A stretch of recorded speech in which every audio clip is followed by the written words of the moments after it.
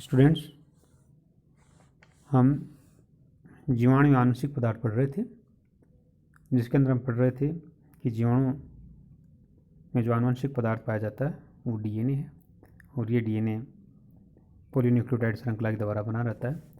साथ साथ हमने पढ़ा कि इसमें ये सर्कुलर या गोलाकार प्रकार का डीएनए पाया जाता है।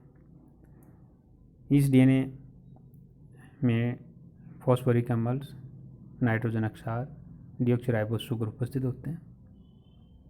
प्यूरिन तथा pyrimidine जो नाइट्रोजन अक्षार होते हैं, इसमें adenine, thymine double hydrogen bond के द्वारा बंधे रहते हैं। इसके साथ साथ साइटोसिन और ग्वानिन ट्रिपल हाइड्रोजन बॉन्ड के द्वारा जुड़े रहते हैं। तो हम कह सकते हैं कि जीवाणु जो आनुवंशिक पदार्थ है वो डीएनए है और पॉलीन्यूक्लियोटाइड श्रृंखला के द्वारा ये बना रहता है।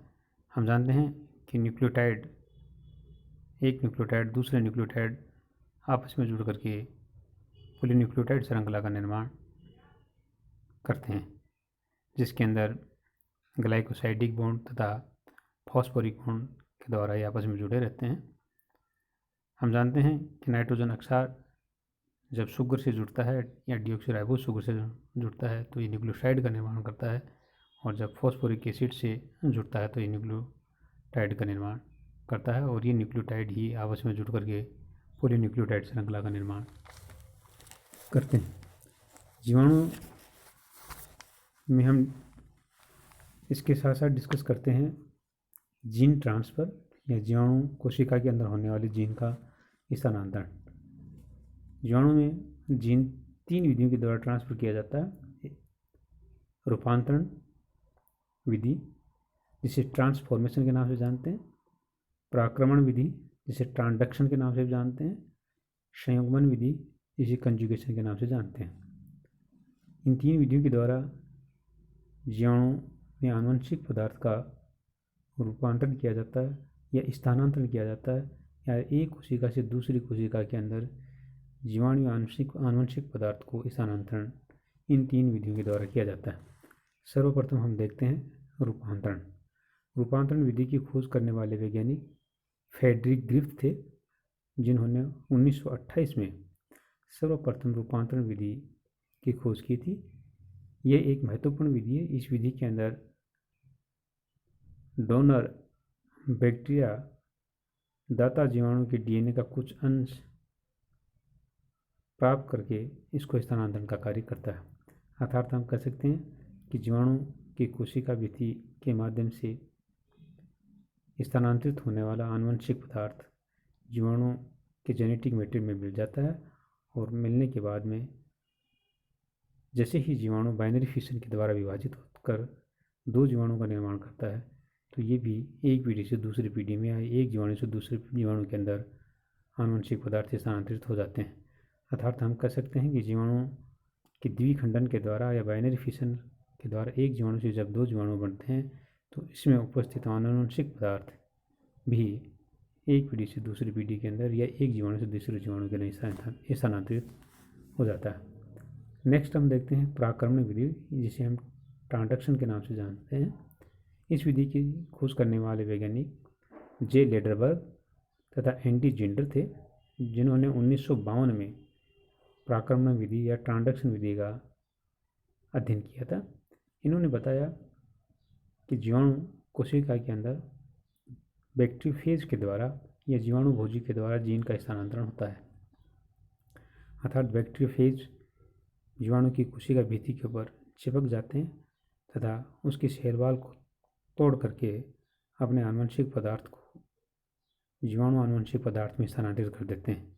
बैक्टीरियोफेज का आनुवंशिक पदार्थ जीवाणु आनुवंशिक पदार्थ से मिलकर के वहाँ पर स्वयं के जीवाणु भोजी या बैक्टीरियोफेज का निर्माण करते हैं, और हम जानते हैं कि वायरुलेंट प्रकार के होते हैं, और ये एक बैक्टीरिया से दूसरे बैक्टीरिया के अंदर स्थानांतरित होते रहते हैं।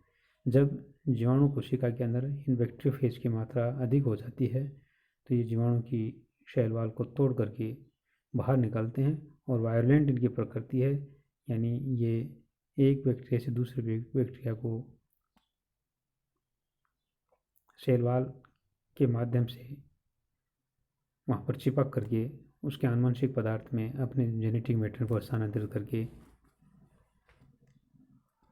जेनेटिक पदार्थ को स्थानांतरित करने का कार्य करते हैं।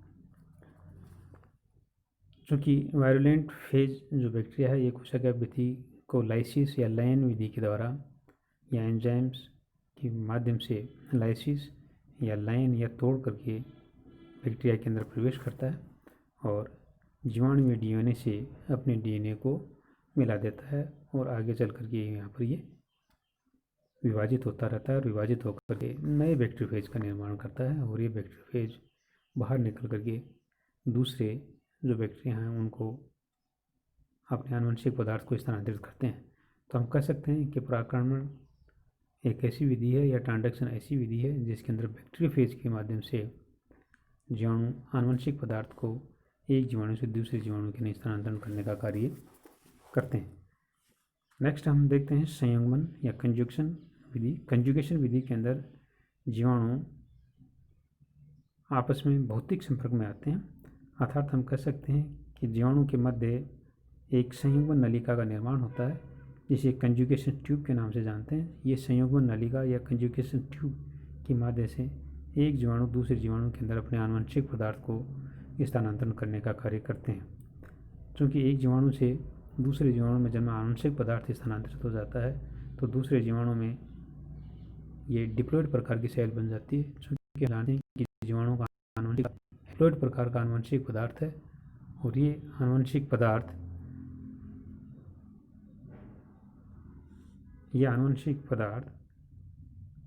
जब एक बैक्टीरिया में मिल जाता है या तो ये डिप्लॉइड प्रकार की सेल बनती है जिसे हम मेरोजाइगोट सेल्स के नाम से जानते हैं। ये मेरोजाइगोट बनते हैं, ये डिप्लॉइड प्रकार के